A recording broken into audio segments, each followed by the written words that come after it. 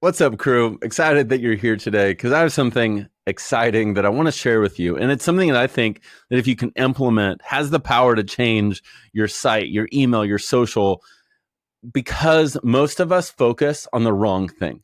And what I mean is, like, have you ever opened your inbox? And if you are like me, like I'm subscribed to a gajillion retailers, and I can always see the ones that do email marketing and do site updates really well, and the ones that you can tell like they're struggling with messaging. Have you ever gotten those emails? And typically what those emails look like is like, here's what's new, just arrived. Like, it's things that are all around new arrivals. And our core message is, look what's new. Now, what's the problem there? When we focus on just what's new, who does that apply to? Like, if you ever walked into a store and the salesperson, you walk in, like, what brings you in? Like, oh, I'm just looking. And they're like, great, our new arrivals are over there.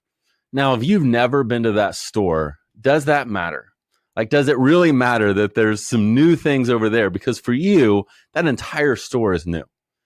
Because I'm not a customer yet, what is new versus what is a month old has no relevance for me. And it doesn't bring me in. So what does draw me in? Like, as a customer, what is it that draws you in? And this is where we get the power of story. And story is like, it's storytelling. It is showcasing something to someone and drawing them into an example. And so think about this.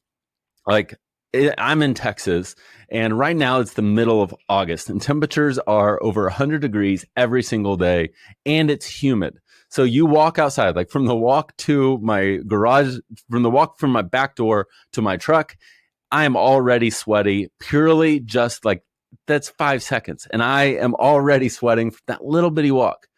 Now, in about a month, the temperature is going to finally get below 80 degrees. And my wife and I are going to finally go to one of our favorite restaurants. And let's be real, we have little kids. So favorite restaurant really doesn't mean it's the best food. It means that it has room for our kids to run around and not bug anyone. And there's this restaurant, it's this Italian place, and they have this massive green space behind it that kids can run around and play. And there's even a park there. And so my wife and I, like when weather is nice, we'll go there during happy hour, we'll order a glass of wine, and we'll just watch our kids play. And we have great conversation. It's practically like a date night for us. And we get to reconnect. Now, my wife, if you are a boutique, what would it look like for you to showcase that feeling? To say, hey, like this experience you're about to have, this is the best version of it. You can showcase what it feels like. You can showcase what it looks like. You can showcase what she's wearing. And that's for something really minor, like just sitting on the back patio. And then, of course, you have really big events. But when we can make these events and we can showcase the best possible version of it to our customers, our products just fill in the story. An outdoor retailer might showcase this amazing camping trip where, a dad with his son and what he looks like and what he's wearing and the gear that he has. And the products are just filling in the narrative. But as soon as I see that image, I can see myself in that moment connecting with my son as we make s'mores. The products fill in the story. They are not the story. And so when we can shift this mentality, yes, we can sometimes focus on what's new because there's value in that. But more than that, we can focus on what our customer is thinking about. What is going on in their life? What are they thinking about? What are they worried about? And everything roots from our customer rather than our brand and what we're buying. And I hope you can see, like, there's a lot of nuance in this, and it really is a shift in mentality. But when we shift our marketing and we shift our communication around our customers' lives, our customers connect with us better. So how do we do this? I want to walk you through a framework that I created for Manifest with my friend Tara Austin. It is a course and an in-person workshop that we do. I'm not sure when this podcast is going to be released, but if you're interested in learning about that, you can learn more at manifestignite.com/focus. But that's not why I'm talking about this. So this framework, we call it the seasonal structure theory. And where it came from was realizing that, throughout the year, like we have different seasons. And yes, like there's the obvious seasons of winter, spring, summer, fall. But if you think about it in our day-to-day lives, there are more seasons than that. Like yes, you have summer, but you also kind of get this season of back to school. And then you get fall, and then you start to get like pre-holiday and holiday, and then winter.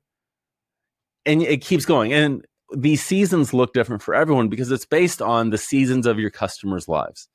Like in and of itself, May, if you have little kids, is its own season because it is as hectic as December with all the end of school year stuff. So you have these seasons.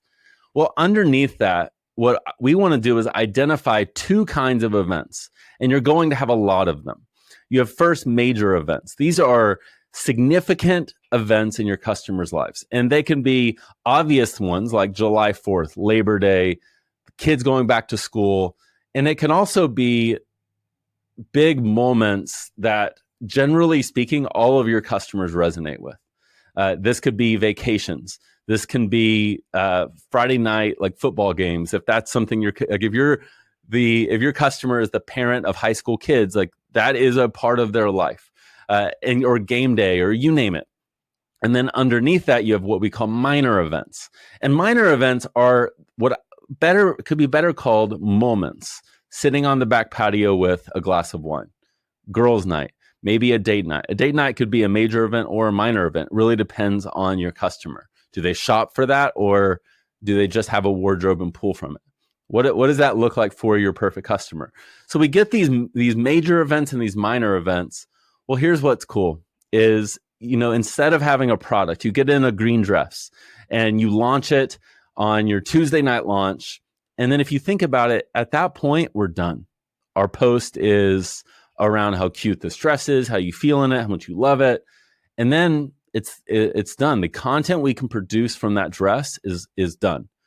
But instead, when we focus it on events, that green dress can fit into game day, it can fit into date night, it can fit into the moment in the patio, it can fit into a Labor Day party, it can fit into any of these things because we can tell a story where that product fills that in. And so after we've identified the events, we then want to start showcasing it. And showcasing is embodying that to your customer and saying, like, this is the perfect version of that thing that you are thinking of. And that can be as big as your hero image, the big one on the top of the site, or it could be as small as a try-on video where you're trying on the dress, but instead of just talking about how much you love it, you are like, oh my gosh, and this would be perfect for, like, tonight I'm going to go out with my husband and we're going to sit on the back patio. And it's just verbally, you're talking about these events, but you are emotionally pulling them into that story. And so this is maybe the most tactical podcast that I've done. But what's amazing here is when you can create your content calendar where, okay, so you have a major event. Well, out of that, you're going to have a major site update, 3 reels around it, one that's more inspirational, one that's educational, how to style it, and another that is entertaining. It's just funny, but it's showcasing that moment and that product. And then you have emails, and you can really focus on those major events in the subject line of your emails. But what's amazing is that your products get to fill in the story. So if you're not catching what I'm talking about, or maybe this was too confusing, at the end of the day, what we want to do is shift our focus from what's new. I'm not saying don't ever focus on what's new, but focus on what's going on in your customer's life. Make your message be around those things. And then now your products can fill in that story. So I hope that this was helpful today. I really think that the power of story, if you can shift your message to the story of your customers' lives and how your product makes that better, like, this is the path. Like, this is the singular thing that's going to change the way you merchandise your site, change the way you plan your social, change the way you plan your ads, change your email. And it gives you a content calendar that you can implement that lets you get away from, look at this dress, it's so cute. And I'm not saying you never do that, but it's so much more powerful. It's, look at this dress, it's so cute. Tonight, this is what it's going to look like.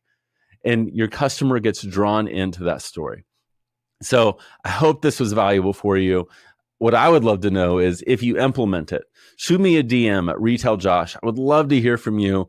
Or if you have a question about it, I'd love to bring clarity. And I love knowing how I can teach these things better.